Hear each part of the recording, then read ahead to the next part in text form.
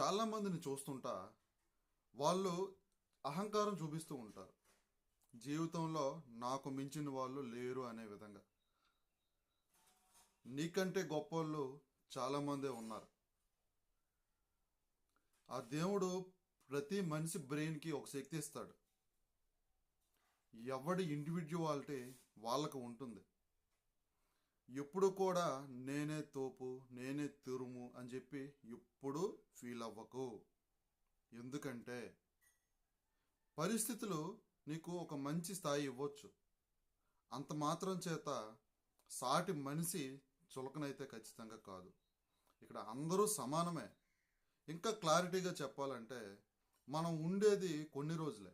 కోట్ల తరాలు మట్టిలో కలిసిపోయాయి. మనం కూడా కలిసిపోతాం. ఎంతోమంది గొప్ప గొప్ప వ్యక్తులు కూడా మట్టిలోనే కలిసిపోయారు. కాబట్టి ఉన్నంతలో